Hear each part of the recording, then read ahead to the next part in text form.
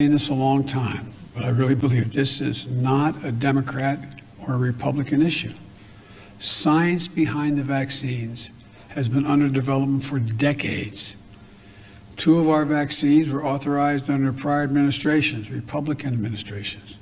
My administration, the Democratic administration, is doing the work to get hundreds of millions of shots in arms. While we may not always agree on everything, this is one thing people across the political spectrum can agree on. So I want to thank prominent conservatives like Mitch McConnell and a large group of Republican members of Congress who have medical training, who have advanced getting vaccinated. I also want to thank the 105 million Americans of every background who are fully protected from one of the deadliest pandemics in our history. You know, there's a lot of misinformation out there, but there's one fact I want every American to know.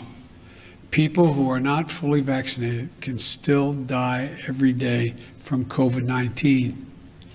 Look at the folks in your community who've gotten vaccinated and are getting back to living their lives, their full lives. Look at the grandparents united with their grandchildren, friends getting together again.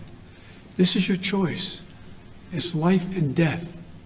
And I hope everyone knows within themselves it makes the choice that it's going to help them and their loved ones be safe, get our businesses open again, and get us back to normal.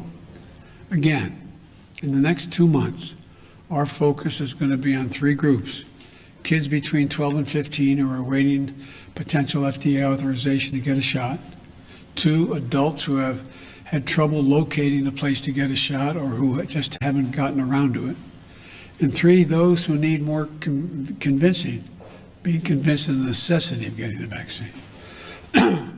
As we turn to this new phase, we're also setting a new goal. 2 months from today, families across the country are going to celebrate the 4th of July. Our goal by July 4th is to have 70% of adult Americans with at least 1 shot and 160 million Americans fully vaccinated. That means giving close to 100 million shots, some first shots, others second shots, over the next 60 days. Of course, Americans can still get shots after July 4th, but no one should wait, and let's try to hit that 70% mark, at least with 1 shot before that day.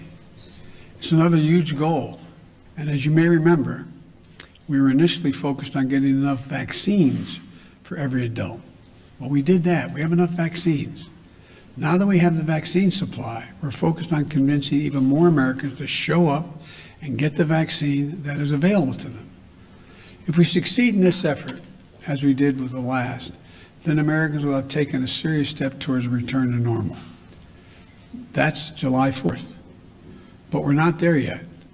That's why I'm asking people to continue to follow the CDC guidelines as we work to get more people vaccinated.